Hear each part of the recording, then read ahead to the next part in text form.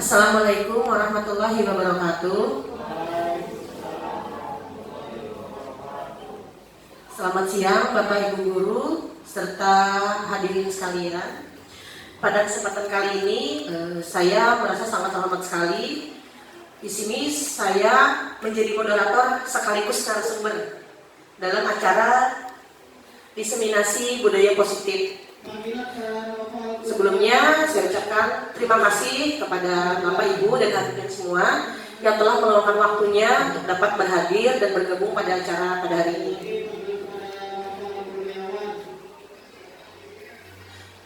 Pada hari ini, acara kita bertujuan untuk memperkenalkan dan menyebarluaskan konsep budaya positif yang dapat memperkaya lingkungan belajar di sekolah kita. Jadi budaya positif ini adalah kunci untuk menciptakan suasana yang mendukung bagi perkembangan siswa baik secara menyeluruh maupun harmonis.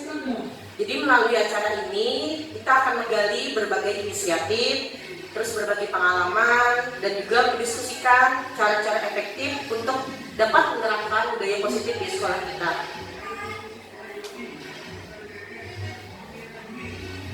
Saya langsung ke pemaparan materi.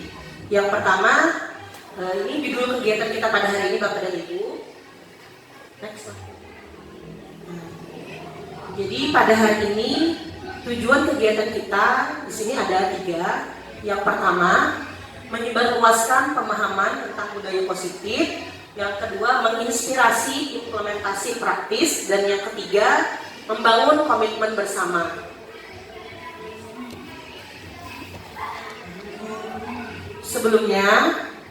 Sebelum masuk ke budaya positif, di sini saya cantumkan filosofi pendidikan nasional menurut Ki Hajar Dewantara, di mana materi ini adalah materi pertama yang saya dapatkan pada modul 1.1 pada program pendidikan guru penggerak. Jadi menurut Ki Hajar Dewantara, tujuan pendidikan adalah menuntun segala kodrat yang ada pada anak agar mereka dapat mencapai kebahagiaan dan keselamatan yang setinggi-tingginya, baik sebagai individu manusia maupun sebagai anggota di dalam masyarakat. Jadi di sini KHD ini menjelaskan bahwa hendaknya pendidikan itu disesuaikan dengan kodrat alam dan kodrat zaman. Kodrat alam di sini meliputi bakat dan minat siswa, sedangkan kodrat zaman meliputi lingkungan, kondisi siswa tinggal, sesuaikan dengan kebutuhan individu masing-masing. Sehingga pendidikan tidak bersifat statis tetapi bersifat dinamis. Sekarang berhubung kita tadi kan membahas tentang diseminasi budaya positif, jadi akan muncul pertanyaan pertama dulu. Apa itu budaya positif di sekolah? Mungkin kalau saya boleh meminta Bapak Ibu Guru serta hadirin semua dapat berpartisipasi aktif dalam kegiatan ini, baik dalam mengemukakan ide atau berbagi pendapat atau berbagi sharing pengalaman juga boleh. Nah, kira-kira apa itu budaya positif di sekolah? Mungkin Bapak Ibu sebelumnya sudah pernah tahu dan mungkin bisa memaparkan sedikit berbagi pengetahuan.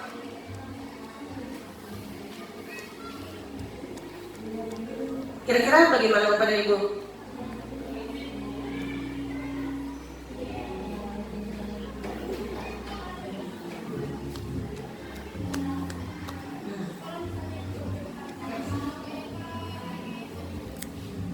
Jadi budaya positif di sekolah adalah lingkungan yang mendukung, aman dan inklusif, di mana nilai-nilai seperti rasa hormat, empati, dan tanggung jawab diajarkan dan juga dipraktikkan.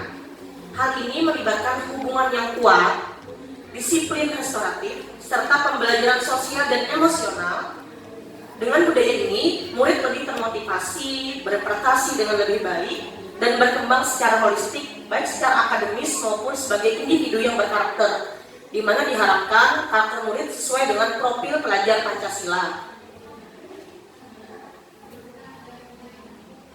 Jadi pada kesempatan kali ini ada 7 konsep di dalam modul budaya positif. Yang pertama adalah perubahan paradigma belajar. Yang kedua, konsep disiplin positif. Yang ketiga, motivasi perilaku manusia. Yang keempat, kebutuhan dasar manusia. Yang kelima, posisi kontrol. Keenam, keyakinan kelas. Dan yang terakhir, segitiga restitusi.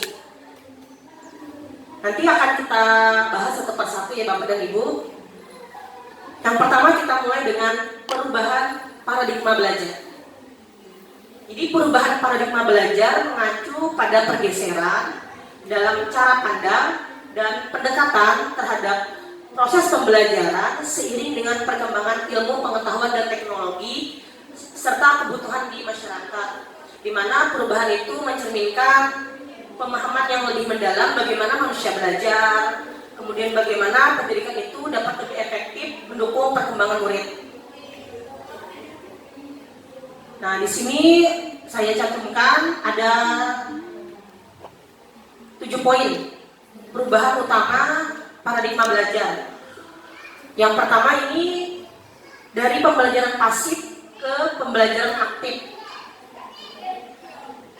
Yang kedua dari fokus konten berubah menjadi ke fokus pada kompetensi. Yang ketiga dari pengajaran yang berpusat pada guru berubah menjadi kepada pembelajaran yang berpusat pada murid. Yang keempat dari individualisme berubah ke kolaborasi. Yang kelima dari teori ke praktek dan konseptualisasi. Yang keenam dari penilaian berbasis tes ke penilaian autentik. Dan yang terakhir dari sumber belajar terbatas ke pembelajaran terbuka dan digital. Nah, kemudian di sini juga saya paparkan ada perubahan, jadi dari before dan after. Nah, di sini bisa kita lihat bersama ya Bapak dan Ibu. Dari pembelajaran pasif ke pembelajaran aktif, di mana sebelumnya kalau paradigma tradisional kita melihat murid itu hanya sebagai penerima informasi yang pasif. Jadi guru yang berpusat sebagai pengetahuan yang menyampaikan materi secara satu arah. Jadi hampir semua sumber belajar berasal dari guru. Jadi murid cenderung hanya mendengarkan, mencatat, menulis dan menghafal. Sekarang sudah berubah. Ini sudah sesuai dengan filosofi Ki Hajar Dewantara. Sekarang paradigma baru menekankan pada pembelajaran aktif di mana murid terlibat langsung dalam proses belajar. Jadi di sini ada diskusi, ada eksperimen, terus ada juga kolaborasi. Jadi siswa di sini tidak hanya menerima informasi, tetapi dapat mengembangkan pengetahuan dan juga belajar dari pengalaman dan interaksi dengan rekan-rekan dan lingkungan.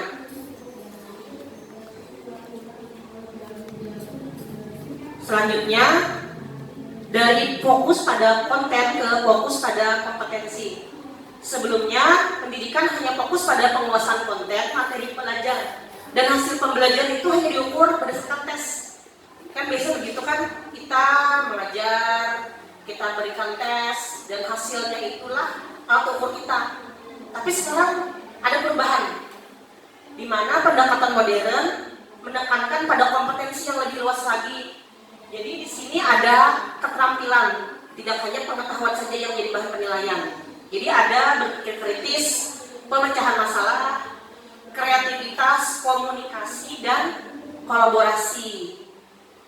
Di mana nanti di kolaborasi ini juga mengembangkan aspek sosial antar murid, baik juga murid ke murid maupun murid kepada guru. Jadi pembelajaran ini diarahkan untuk mempersiapkan murid menghadapi tantangan dunia nyata. Bagaimana nanti saat murid sudah lulus, siap menghadapi dunia kerja dan bisa beradaptasi di lingkungan masyarakat. Selanjutnya, pusat pembelajaran juga berubah. Awalnya dari guru, kemudian sekarang berpusat pada siswa. Ini sesuai dengan implementasi kurikulum Merdeka. Sebelumnya guru itu sebagai pusat pembelajaran atau teacher center ya, dan seringkali satu-satunya sumber pengetahuan di kelas. Jadi pendekatan ini menempatkan guru sebagai otoritas utama, dan sekarang sudah berubah sesuai dengan implementasi kurikulum Merdeka, di mana pembelajaran itu berpusat pada murid atau student center learning menjadi pendekatan utama, di mana siswa itu harus aktif di kelas. Jadi aktif bertanya, aktif mencari bahan belajar, aktif berkolaborasi, dan lain-lain. Jadi guru di sini fungsinya hanyalah sebagai fasilitator dalam pembelajaran dan mendukung dan membimbing siswa. Selanjutnya, perubahan juga terjadi pada individualisme, sekarang mengarah kepada kolaborasi. Sebelumnya, pembelajaran seringkali hanya bersifat individual dengan penekanan pencapaian pribadi. Jadi siswa itu bersaing antar siswa, di mana mereka belajar mengerjakan soal, kemudian melihat nilai yang mana tertinggi, bersaing secara itu. Tapi sekarang tidak. Jadi ada pergeseran menuju pembelajaran kolaboratif di mana siswa saling bekerja sama dalam memecahkan masalah yang sesuai dengan kondisi lingkungan. Saling berbagi pengetahuan dan juga belajar bersama. Jadi kolaborasi ini mencerminkan pentingnya kerjasama dalam kehidupan dunia kerja. Karena dalam dunia kerja kita tidak bisa kita sendiri, harus bisa kerjasama dan berkolaborasi antar rekan. Selanjutnya, perubahan dari teori ke praktek dan juga kontekstualisasi. Sebelumnya, pendidikan lebih menekankan pada pengajaran teori dan konsep yang kadang-kadang terlepas dari konteks kehidupan nyata. Sekarang, pendidikan modern lebih menekankan kepada pembelajaran yang kontekstual. Jadi ada masalah yang disajikan kepada siswa, kemudian bagaimana caranya mereka berpikir, baik itu sendiri maupun berkolaborasi dalam memecahkan persoalan yang ada yang sesuai dengan permasalahan sehari-hari. Jadi menyesuaikan dengan materi pelajaran mereka sendiri. Jadi pendekatan ini mendorong relevansi dan keterkaitan antara materi pembelajaran di kelas maupun di luar kelas. Mungkin bisa contohnya dalam statistika, di matematika ada pengukuran. Jadi siswa mungkin bisa terjun langsung ke lapangan. Kalau dulu kan mungkin ada data nih, disajikan langsung kepada siswa. Mungkin nanti bisa siswa langsung yang terjun untuk mengukur nih berapa berat badan teman-temannya di kelas atau berapa tinggi badan teman-teman di kelas, baru kemudian dilakukan penghitungan selanjutnya bagaimana. Nah, jadi tidak hanya dapat masalah baru dilakukan analisis, tapi mereka mencari juga bagaimana sih cara mengukur tadi lewat statistika. Kemudian selanjutnya ini sumber belajar dulu terbatas hanya pada buku teks belajar saja, tapi sekarang sudah berubah, ada pembelajaran terbuka dan digital. Jadi digital di sini sudah luas dan beragam, termasuk internet, platform pembelajaran online, dan sumber daya digital. Jadi siswa dapat mengakses berbagai sumber bacaan kapan saja dan di mana saja secara online.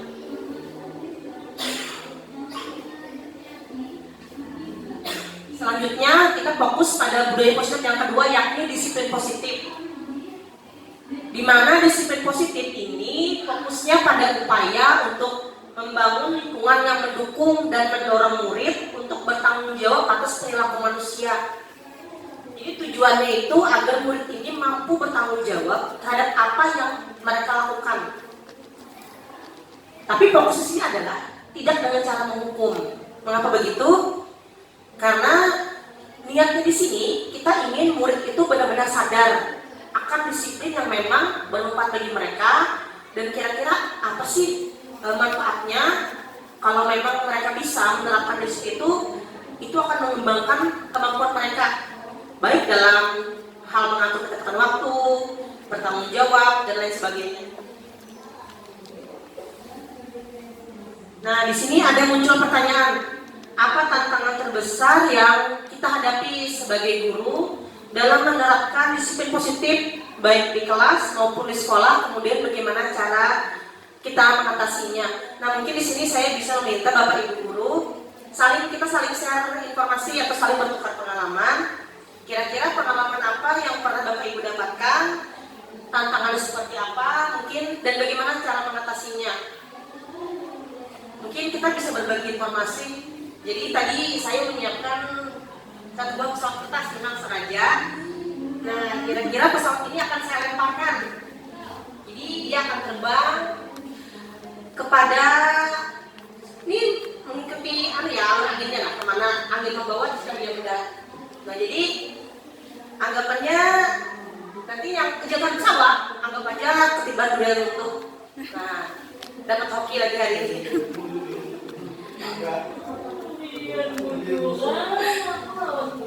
Nah, jadi ini supaya jadi di sini sama-sama kita belajar. Jadi bukan saya belajar, kita semua belajar. Jadi bukan saya hanya sebagai narasumber, saya tidak, tapi kita semua belajar saling tukar informasi. Jadi saya bisa belajar juga dari Bapak dan Ibu bagaimana pengalaman di kelas ataupun di sekolah juga boleh. Mungkin misalnya saya mulai lah. Nah, kira-kira kemana pesawat ini mengarah? Nah, boleh?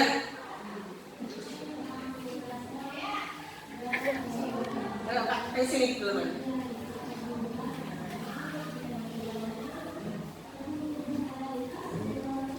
Mungkin boleh dikenalkan namanya dulu.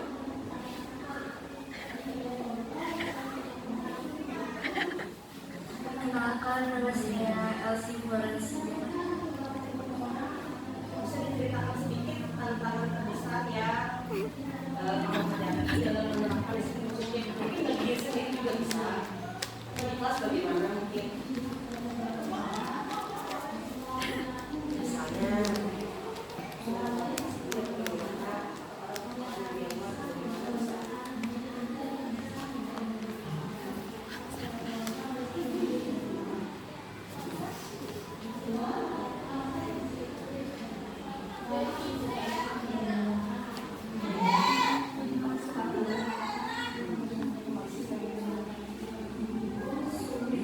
Untuk berkonsisten.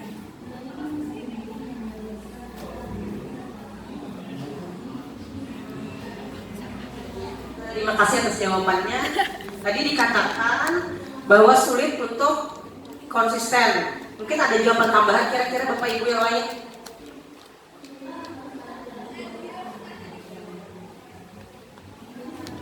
Kira-kira ada jawaban ke Bapak Ibu yang lain?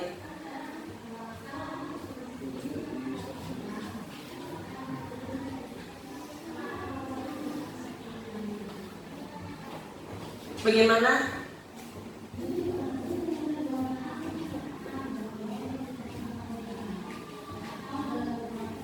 Ada yang ingin berpendapat yang lain?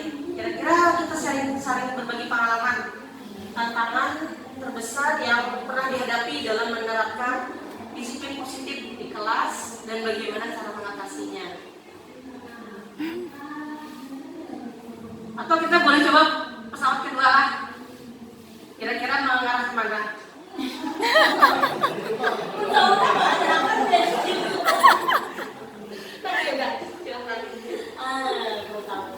Disiplin positif ini masalah sholat duhur berjamaah. Semua muslim itu tahu bahwa sholat duhur berjamaah itu sangat dianjurkan dan bahkan wajib. Nah, kalau sholat duhurnya itu wajib, kalau berjamaah itu wajib juga, tapi kalau perempuan itu kalau di masyarakat bisa di rumah dan keluarga. Tapi sekolah kita peraturannya adalah sholat duhur berjamaah. Tantangan saya yaitu mengajak siswa untuk sholat duhur berjamaah ini masih saja memerlukan teriakan. Nah, seandainya mereka itu sadar bahwa sholat duhur berjamaah itu sudah menjadi kewajibannya, maka mereka tidak akan diteriaki lagi setiap hari. Itu mungkin, Bu. Terima kasih. Ya. Terima kasih atas pendapatnya. Jadi tadi yang saya tangkap adalah kesulitan atau tantangan dalam membuat kesadaran pada diri siswa yang memang dimana sebenarnya sholat itu tadi kan kewajiban kita. Nah, jadi bagaimana cara menanamkan kedisiplinan pada mereka agar mereka benar-benar bisa mengerjakannya dengan sadar dan hati nurani. Di sini saya sudah menganalisis beberapa tantangan.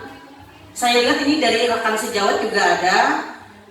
Di sini yang jadi sumber kesulitan terbesar itu pertama konsistensi. Kadang di awal-awal, mungkin tadi seperti Bu Hilda katakan, ketika guru mungkin sudah menghalau murid untuk sholat berjamaah, mereka akan segera bergegas melaksanakan itu.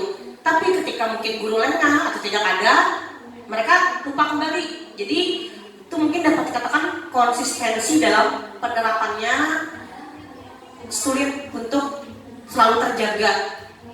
Jadi hampir semua sekolah, saya pernah sharing dengan beberapa rekan dari sekolah lain, memang menjaga konsistensi dan menerapkan disiplin positif ini cukup sulit, terutama ketika menghadapi situasi yang penuh tekanan dan juga ketika menghadapi murid dengan kebutuhan dan perilaku yang berbeda-beda. Nanti akan kita bahas selanjutnya kebutuhan dan juga motivasi perilaku murid ini, karena inilah yang mendasari perilaku mereka.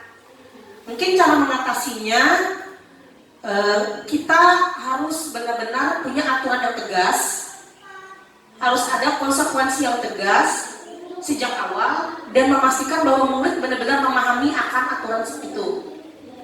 Kemudian juga mungkin kita bisa menunjukkan kemajuan dan juga respon murid terhadap apa yang telah kita lakukan.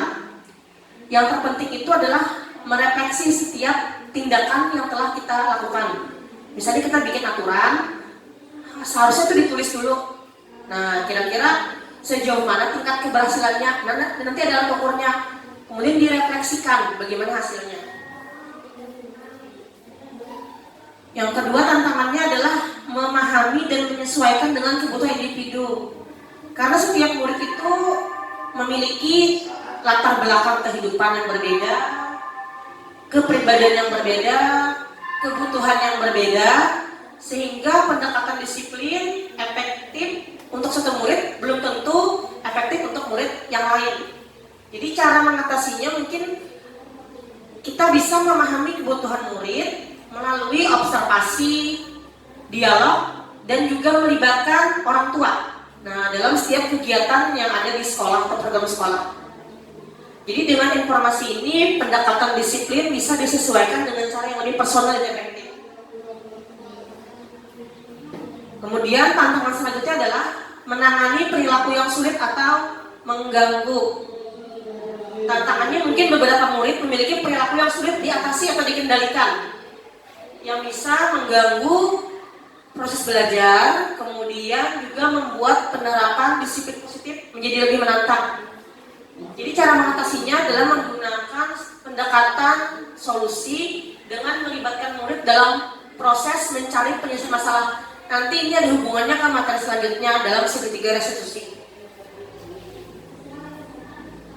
Kemudian selanjutnya adalah tantangan dalam tekanan waktu dan juga beban kerja. Karena tidak kita pungkiri, ketika kita ingin benar-benar menerapkan disiplin positif, tentunya memerlukan waktu dan tenaga yang tidak sedikit pula. Apalagi ketika di sekolah kita atau di kelas kita jumlah muridnya lumayan banyak, misalnya 30 ke atas.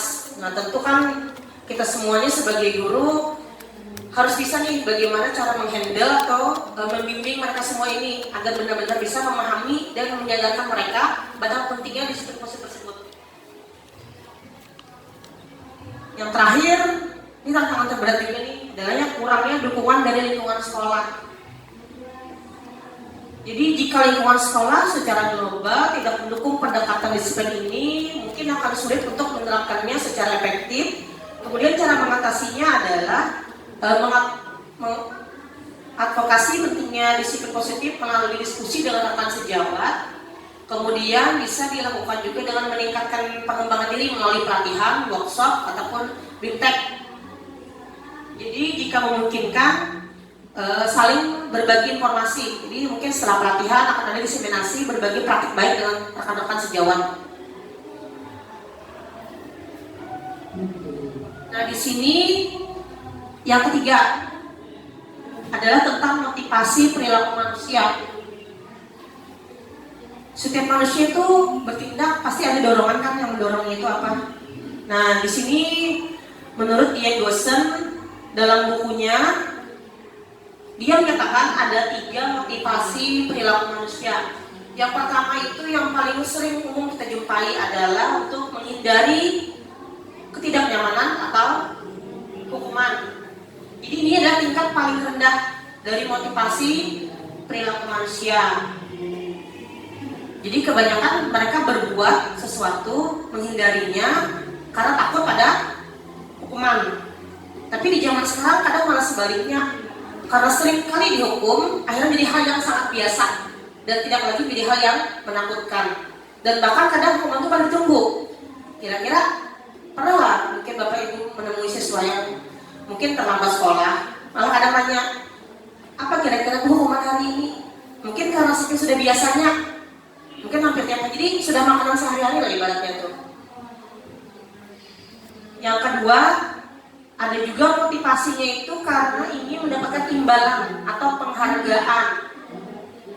Nah, jadi ketika saya belajar di program pendidikan guru penggerak,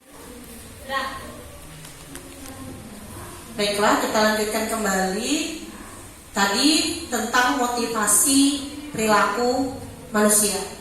Yang kedua adalah untuk mendapatkan imbalan ataupun penghargaan dari orang lain.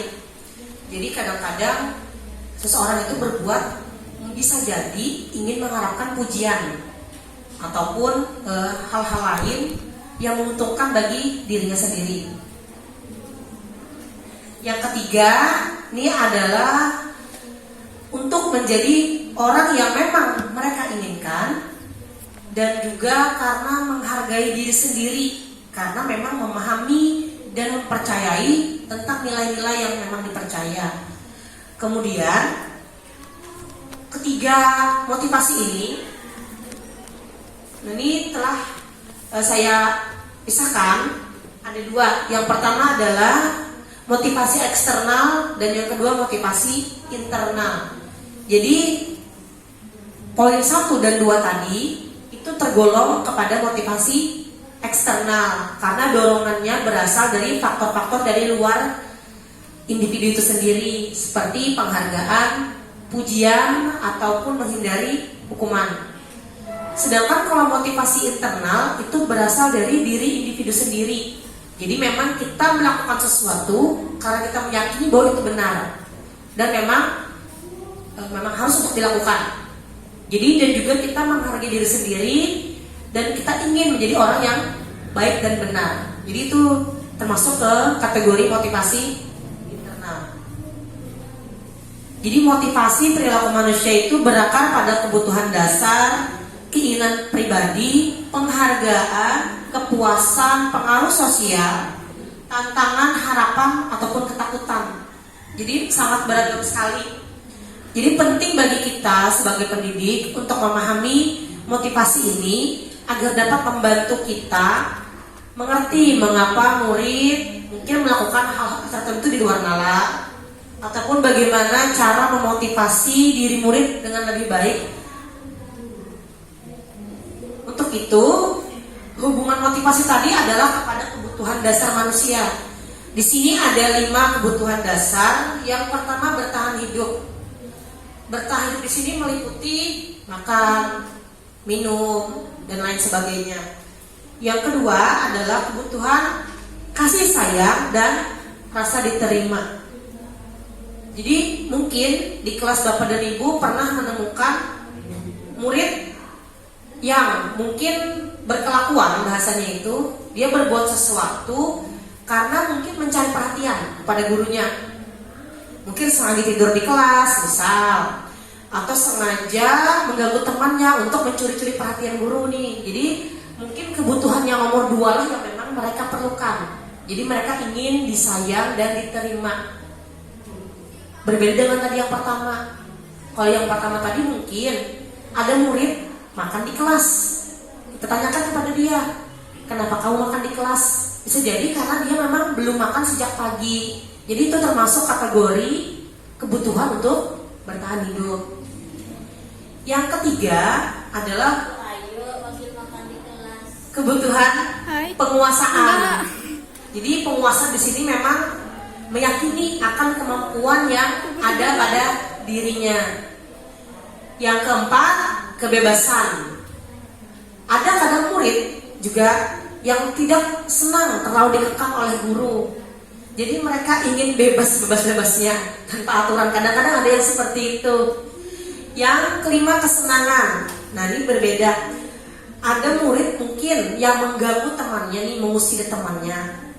Ketika ditanya apa alasannya, ternyata untuk mencari hiburan mungkin. Karena dia senang ketika melihat ekspresi temannya marah. Nah, jadi itu masuk ke kebutuhan dasar yang kelima. Jadi penting bagi kita sebagai guru dan pendidik memahami mana kebutuhan yang memang dimunculkan oleh anak didik kita.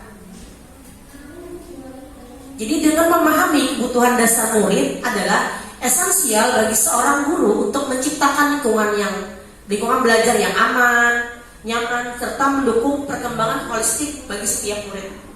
Jadi ketika guru mampu menyadari kebutuhan emosional, sosial, dan psikologis murid, mereka dapat membangun hubungan yang positif, kemudian meningkatkan motivasi dan mendorong keterlibatan aktif di dalam pembelajaran. Selain itu, pemahaman ini pun dapat membantu guru dalam mengurangi perilaku bermasalah yang ada pada murid.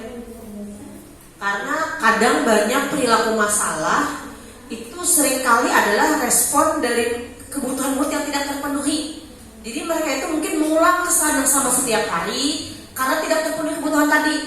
Nah, jadi tugas kita mungkin mengidentifikasi apa sih yang memang dibutuhkan oleh murid. Hubungannya tadi dengan kebutuhan murid adalah posisi kontrol restitusi. Jadi di sini ada 5 posisi kontrol bagi seorang guru. Ada sebagai penghukum, ada sebagai pembuat rasa bersalah. Ini masuk ke dalam posisi kontrol yang berdampak negatif. Kemudian ada posisi kontrol sebagai teman, pemantau, dan yang terakhir manajer. Mungkin selama ini kita di sekolah yang sering kita temukan yang mana kira-kira? Posisi kontrol yang mana? Yang sering kita terapkan? Atau mungkin yang Bapak Ibu alami yang mana kira-kira? Temankah? Pemantaukah? Atau pembuat rasa bersalah? Atau penghukum? Mungkin bisa lihat dari sini. Mungkin kita semua masih bingung nih. Kira-kira saya masuk yang mana? Nah, di sini ada penjabaran lebih lanjut tentang penghukum. Jadi seorang penghukum itu bisa menggunakan hukuman fisik maupun verbal. Jangan dikira hukuman itu hanyalah berupa hukuman misal buang sampah atau cabut rumput atau lari di lapangan, bukan. Tapi juga termasuk verbal. Jadi orang-orang yang senantiasa menjalankan posisi sebagai penghukum cenderung mengatakan bahwa sekolah memerlukan sistem atau alat yang dapat lebih menekan murid-murid lebih dalam lagi. Jadi di sini ada beberapa kalimat yang sering diucapkan oleh penghukum. Pertama, patuhi aturan saya atau awas ya kamu. Nah, itu contoh posisi penghukum. Yang kedua, kamu selalu saja salah, tidak pernah benar. Nah, itu juga sama, itu secara verbal. Jadi guru seperti ini senantiasa percaya bahwa pembelajaran itu akan berhasil apabila murid tunduk kepada aturan yang telah dibuat. Biasanya nada suaranya pun tinggi dan mata cenderung melotot. Jadi menampakkan ekspresi yang marah. Serta mungkin menunjuk-nunjuk. Ya, itu adalah posisi penghukum. Tetapi hasilnya di sini adalah dari pengalaman, kebanyakan murid cenderung marah. Tapi marah itu mungkin bisa ditampakkan atau tidak, atau mungkin dia jadi dendam kepada gurunya. Nah, itu mungkin hasilnya. Atau antara dua, kadang murid itu bila terlalu sering dimarahi tambah menjadi-jadi. Nah, jadi di sini dampaknya banyak mengarah kepada hal yang negatif. Yang kedua adalah posisi pembuat rasa bersalah. Nah, pada posisi ini naik setingkat ketimbang penghukum. Jadi suara guru cenderung lebih lembut.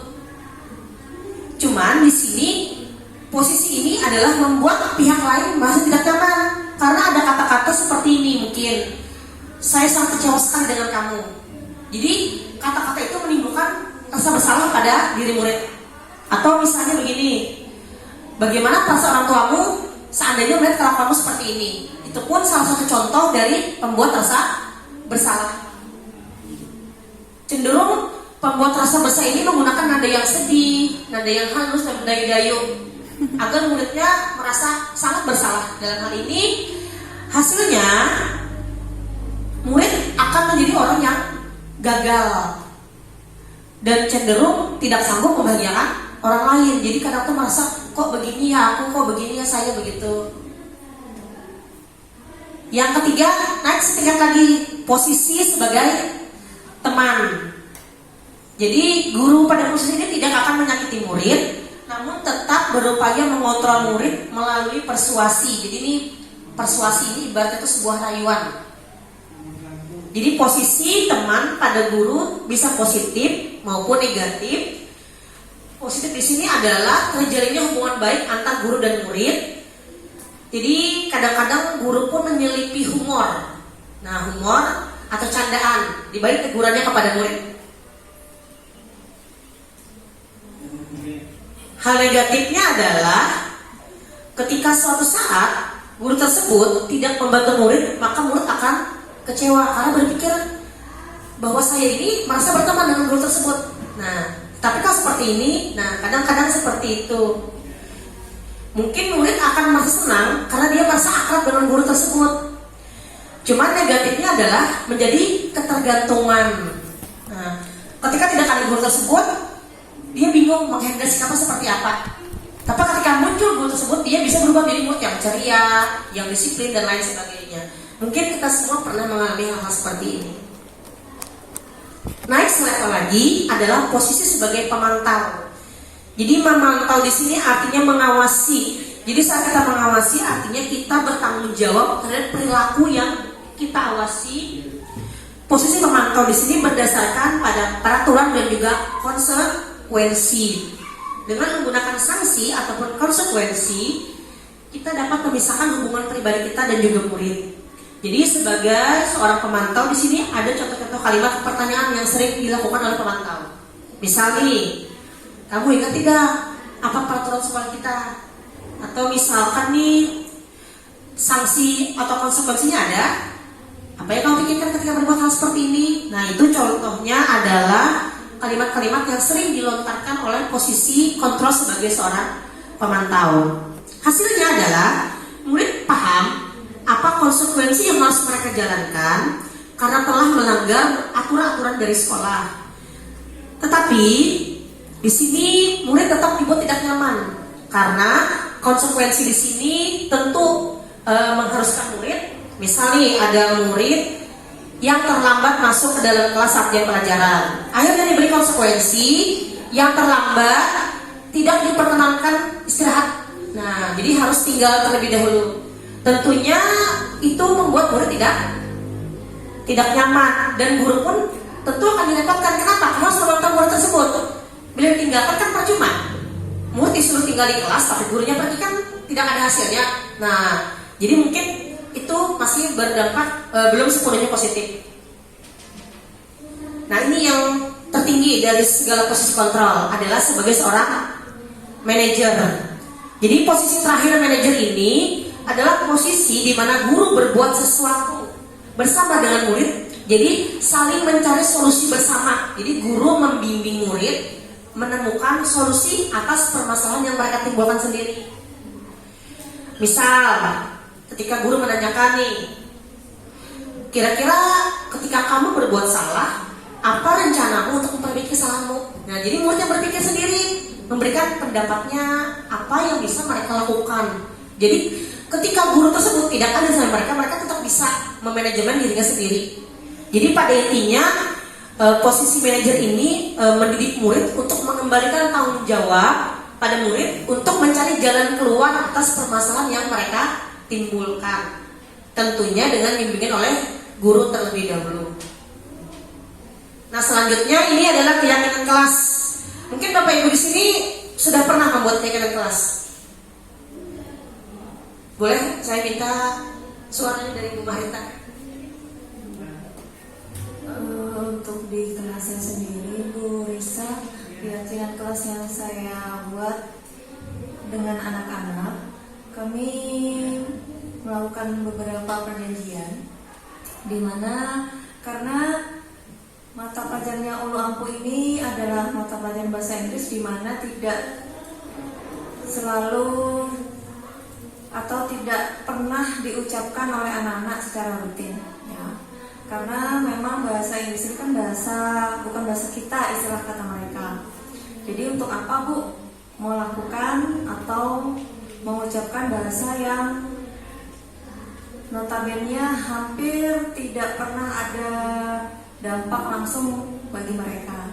Nah, untuk membiasakan mereka itu, ulun minta mereka secara bergantian untuk melatih kosakata bahasa Inggris mereka itu minimal setiap pelajaran dan setiap saya masuk, mereka itu bergiliran mulai dari berdoa, kemudian hal-hal yang sepele seperti harus mengetahui kosakata yang ada di sekitar mereka, seperti kipas angin itu apa, lampu, kemudian ada patung Garuda, ada gambar presiden. Nah, hal-hal yang setiap hari mereka lihat itu ulun wajibkan mereka tahu. Jadi paling tidak pada saat ulun tidak, kan bahasa Inggris itu bukan yang mereka favoritkan juga, jadi ulun berharap dengan hal-hal yang sekecil itu pada saat mereka melihat, oh tahu bahasa Inggrisnya apa. Kemudian juga hal-hal kecil, kalau mereka ingin izin keluar kelas ataupun terlambat masuk, ulun wajibkan mereka meminta izin menggunakan bahasa Inggris sebagai pembiasaan aja, itu sih Bu. Terima kasih kepada Ibu Maharita atas tadi penyampaiannya tentang keyakinan kelas dalam mata pelajaran bahasa Inggris. Jadi tentunya, nah di sini sebelumnya saya sendiri pun pernah mendengar dulu sebelum ada keyakinan itu namanya ada peraturan kelas dan juga kesepakatan kelas. Tapi ternyata ini hal yang berbeda antara peraturan dan juga keyakinan, di mana ternyata keyakinan ini lebih menekankan pentingnya pada nilai-nilai kebajikan. Jadi ketika saya mendapatkan materi pembelajaran tentang keyakinan kelas, sebelum masuk kepada keyakinan, awalnya saya sendiri pun tidak menyadari hal itu. Ternyata yang pertama itu kita harus menanamkan dulu nih nilai kebajikan kepada murid. Misal kita buat keyakinan, contoh murid mengatakan jangan ada yang terlambat masuk kelas Bu. Nah, kata jangan itu sudah sesuatu yang dalam matematika itu negasi, merujuk kepada kalimat negatif. Jadi kalau untuk peraturan itu boleh-boleh saja, tapi ketika kita berbicara mengenai keyakinan itu harus membuat nilai positif dan juga nilai kebajikan. Jadi tidak ada unsur dilarang, tidak ada unsur jangan, tidak ada unsur tidak boleh. Semua kalimat harus membuat nilai positif. Jadi mungkin misal nih, contoh kecil misal di ruang tata usaha, kadang-kadang ada kalimat seperti ini: tidak melayani tidak melayani murid yang tidak berpakaian sopan. Nah, mungkin itu bisa diganti menjadi seperti ini: hanya melayani murid yang berpakaian sopan. Jadi untuk keyakinan itu kita menghindari kalimat-kalimat negatif. Nah, jadi keyakinan kelas ini membentuk dasar budaya kelas. Jadi budaya ini akan mempengaruhi tingkat motivasi, kualitas interaksi, dan juga suasana belajar secara keseluruhan. Berdasarkan tadi paparan yang telah Ibu Maharita sampaikan, dalam bahasa Inggris itu menurut Ibu, bila saya boleh bertanya, nah di sini saya buat nilai kebajikan. Ketika tadi kan murid diminta tadi menghafal ya? Ya, mereka tahu. Nah, kira-kira menurut Ibu mengambil nilai kebajikan yang mana? Nah, ada beberapa juga.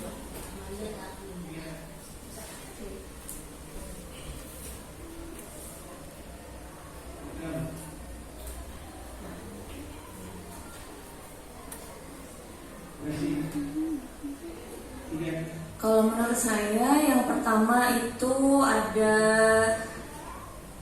rasa hormat.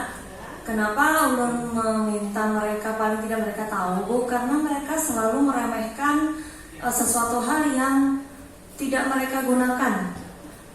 Kemudian juga itu kan bahasa orang, Bu, bukan bahasa kita. Nah, kebanyakan seperti itu. Jadi bahasa apapun sebenarnya, ya, terutama mereka ini kan zaman-zaman mereka bahasa Inggris ini istilahnya sudah kacang goreng lah untuk mereka. Jadi ulun minta mereka itu supaya lebih menghormati apapun bahasa, apapun ya kebudayaan yang ada di negara kita, karena kita sudah mewajibkan bahasa Inggris. Apalagi pada saat nanti mereka bekerja, bahasa Inggris itu minimal yang harus mereka kuasai. Kemudian rajin dan peduli. Ya, terima kasih. Terima kasih Bu Marita. Berarti Bu Marita sudah menerapkan nilai-nilai kebajikan tanpa disadari. Nah, jadi mungkin kita semua sudah menerapkan, cuman mungkin proses langkah-langkahnya itu lagi urutannya. Nah, mungkin di sini sebelum kita masuk kepada kegiatan kelas bersama murid, kita minta mereka dulu nih menyepakati kira-kira nilai apa yang ingin ditanamkan, atau bisa juga meminta murid memberikan ide atau masukannya. Contoh, misalnya saat kita masuk kelas, kita minta murid kira-kira untuk mata pelajaran ini apa kegiatan kelas yang dapat kita buat bersama, atau mungkin kita minta murid yang mau berpendapat bisa maju satu persatu ke depan kelas menuliskan. Kemudian minta mereka mengidentifikasi nilai apa, nilai kebajikan apa yang telah mereka tuliskan. Karena kadang mereka itu tidak mengerti. Ketika guru menyuruh mereka membaca, mereka kan tidak paham maksudnya itu apa. Dikira mungkin cuma sekadar membaca aja, padahal tidak. Ada nilai kebajikan yang ada di situ.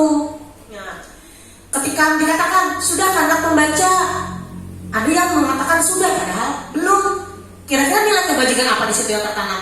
Nilai kejujuran. Nah, jadi pentingnya murid itu paham nilai kebajikan apa yang diterapkan oleh guru agar mereka itu memang benar-benar paham dan sadar ketika saya berbuat ini untuk kebaikan diri saya sendiri, dan ketika saya melanggarnya dampaknya pun apa kepada saya, diri saya, begitu.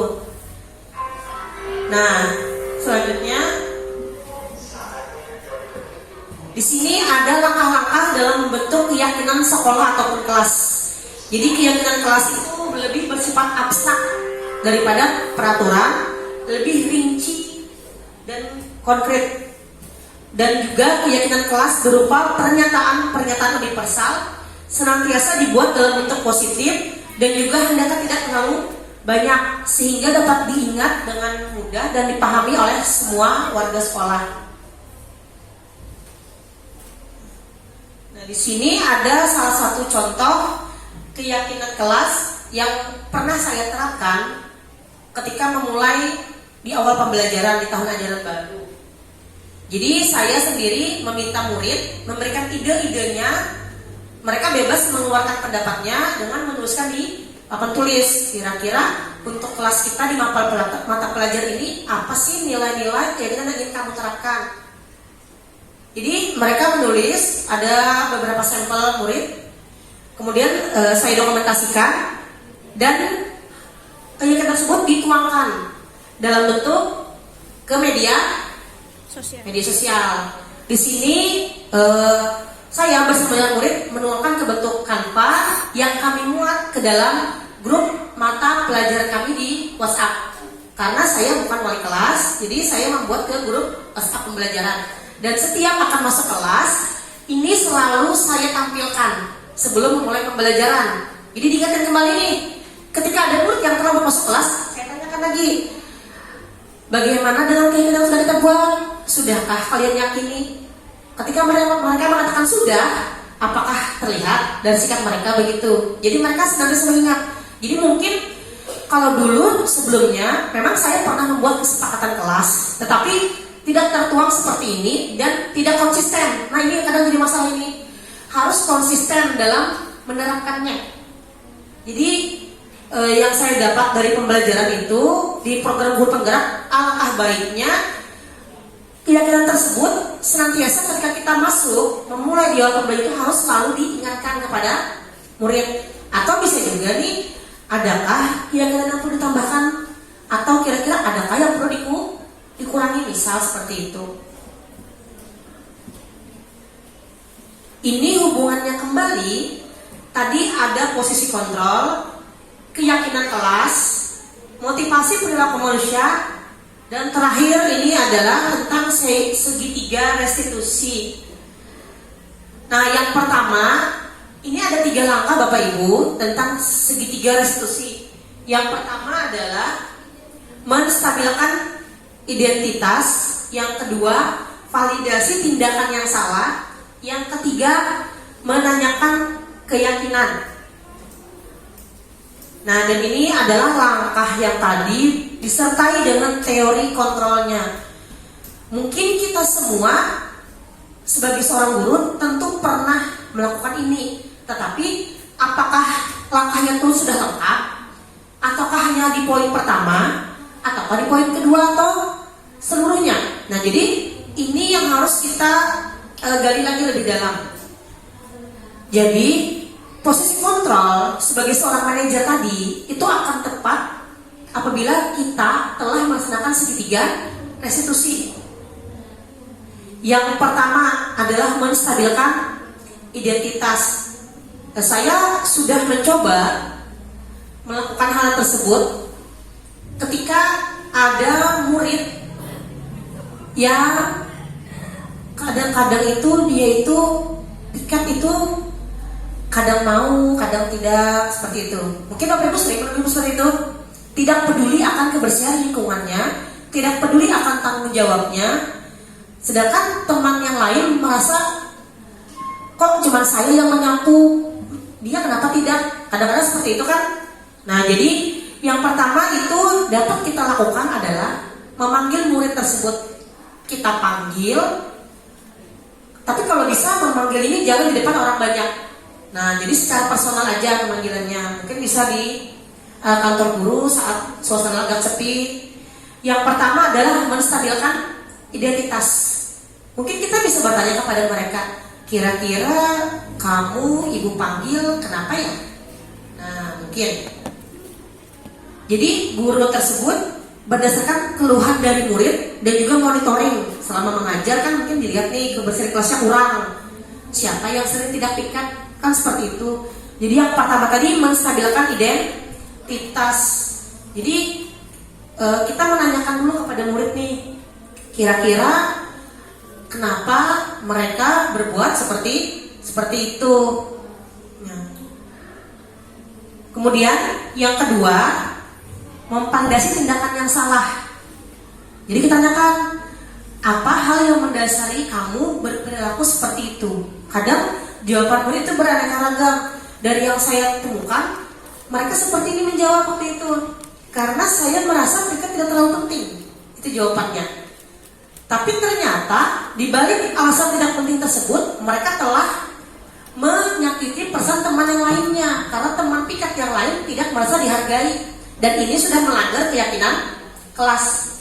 Yang ketiga, setelah mereka sadar apa yang salah dari perilaku mereka, tanyakan kembali, apakah keyakinan yang telah kamu lakukan sudah sesuai dengan keyakinan yang kita buat bersama. Jadi disinilah pentingnya urutan tadi itu. Harus ada keyakinan kelas, guru harus memahami posisi kontrolnya, memahami kebutuhan murid, apa sih yang memang murid butuhkan, apa yang murid perlukan. Jadi sehingga kita bisa mengambil posisi yang sesuai.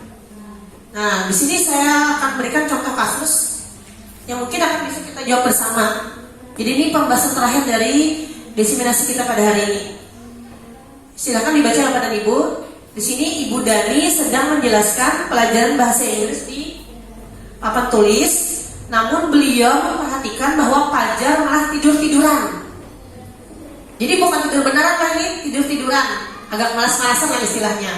Dan nampak acuh tak acuh pada pelajarannya.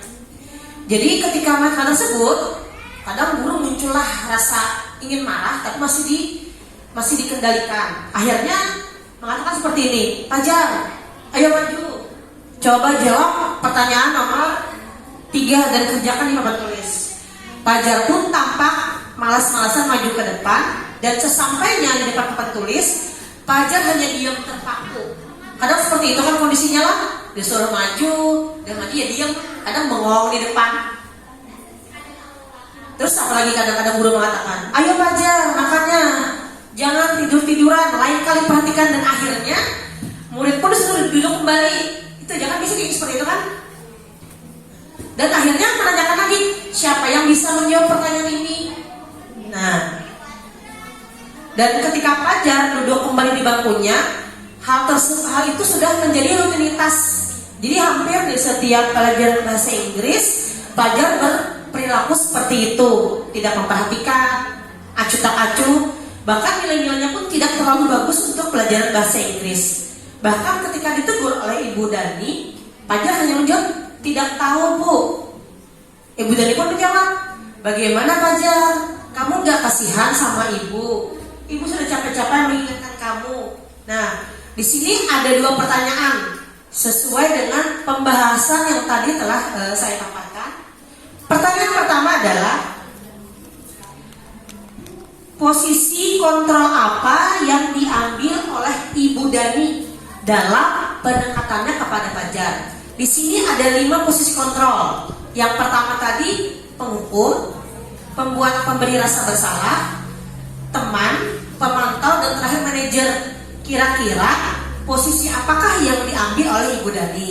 Pertanyaan kedua, membaca sikap Fajar, kira-kira kebutuhan apa sih yang memang diperlukan oleh Fajar? Di sini berhubung di studi kasus, saya meminta Bapak Ibu dan hadirin semua dapat berpartisipasi dalam memecahkan kasus tersebut.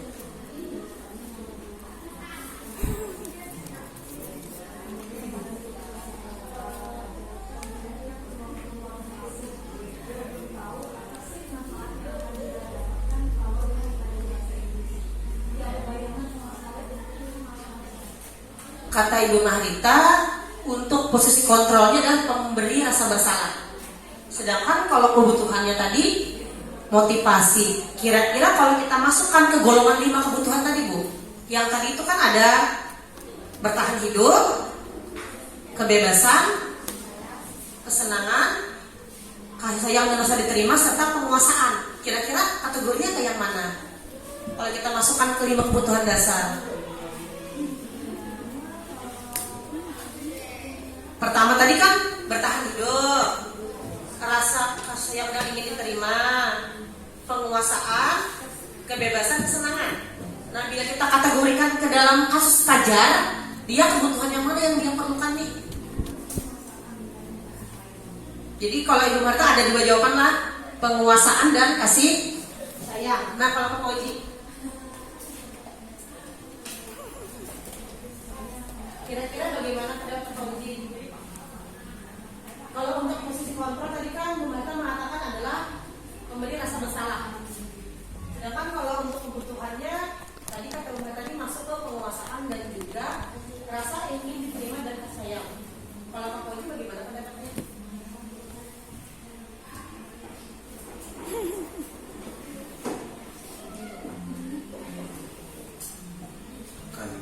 Kalau yang dulu posisi kontrol yang diambil oleh Bu Dani adalah pendekatan ke Fajar.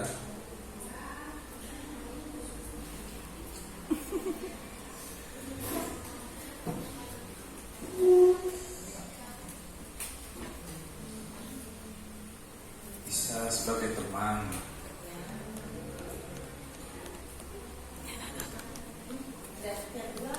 Nah, untuk membaca sikap Fajar, kira-kira kebutuhan yang diperlukan kemungkinan yang terakhir itu kesenangan kayaknya.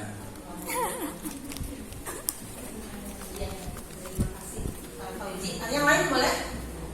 Ada yang mau Pak memberikan pendapatnya? Jadi di sini mungkin tidak ada salah dan benar ya, tergantung sudut pandang kita. Nah, yang lain ada jawaban lagi? Boleh? Ayo, boleh silakan. Oke, mungkin menurut saya kita harus tahu dulu kebutuhan siswanya itu. Jadi ada yang siswa suka praktek, ada siswa yang suka nonton video, dan juga ada siswa yang suka dengan materi-materi saja. Jadi kita itu harus bisa membaca sikap siswa.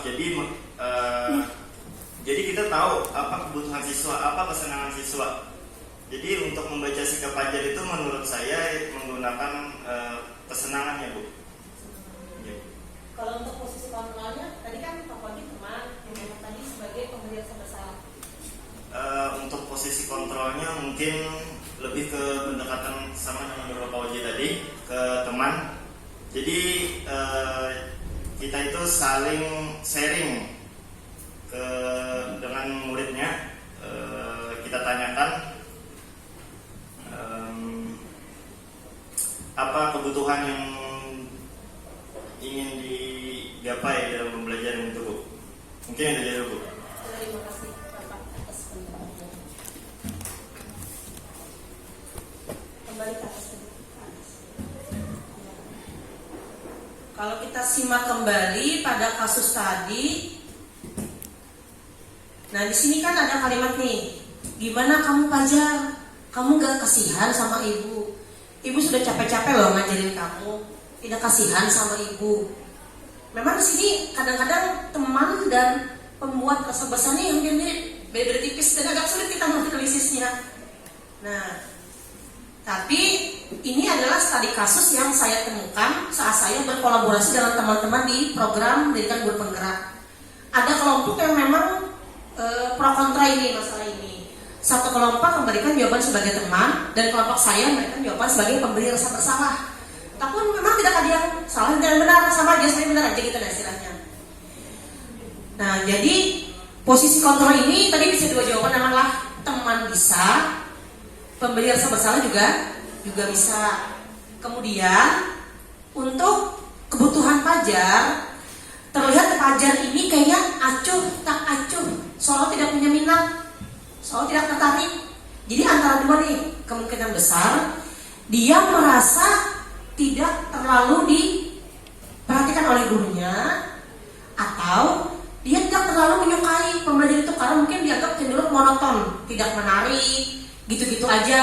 Nah, jadi jawaban Pak Fauji tadi, Pak Yanto dan juga Umanto sudah tepat juga, bahwa mungkin murid ini ingin memang diberikan perhatian lebih oleh guru sehingga dia berbuat atau berkelakuan yang tidak seperti tadi tidur-tiduran di kelas, ataupun juga dia memang ingin mencari kesenangannya.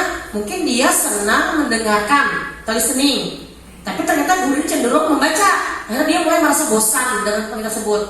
Jadi inilah pentingnya kembali di awal-awal belajar, mungkin guru mengadakan asesmen awal untuk mengetahui gaya dan minat muridnya kemana.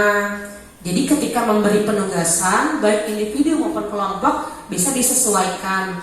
Jadi mungkin tidak selalu setiap mengajar itu kita bisa semua itu tercakup, tapi paling tidak ada variasi lah. Misal nih di minggu ini seperti ini, minggu depan mungkin ganti lagi, sehingga murid tidak merasa bosan. Kadang tipe murid kan beda-beda, ada yang audio, apalagi visual, apalagi satu yang kinestetik. Jadi murid yang cenderung ke audio dia kan merasa bosan ketika disuruh membaca terus-menerus. Nah, jadi tadi ini semua saling berkaitan. Jadi tidak bisa kita memahami, mungkin asesmen awal dilakukan sudah selesai, tidak. Kita harus paham asesmen awal, kemudian tadi paham kebutuhan murid, terus memahami motivasi mereka apa, dan juga posisi kontrol serta segitiga restitusi. Karena segitiga restitusi ini adalah langkah-langkah yang dapat membimbing kita untuk menuntun murid agar mencapai kodratnya. Jadi mereka itu bisa manajemen diri mereka sendiri agar merubah perilaku yang negatif ke arah yang lebih positif. Jadi mereka itu bisa juga mengontrol diri mereka sendiri. Ketika saya berbuat salah, apa yang harus saya lakukan? Nah, seperti itu mungkin.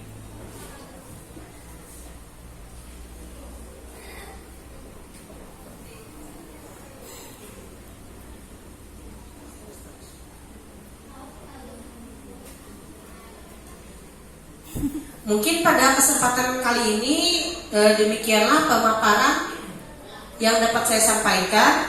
Apabila ada pertanyaan lebih lanjut dapat Bapak Ibu tanyakan, atau mungkin saya bisa meminta salah satu dari Bapak Ibu memberikan refleksi terhadap pembelajaran terhadap diseminasi budaya positif pada hari ini.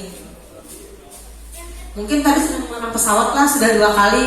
Mungkin kira-kira apalagi hal yang bisa kita lakukan. Kira-kira kalau saya tawarkan kembali, apakah ada yang ingin memberikan refleksi? Ada tidak kira-kira?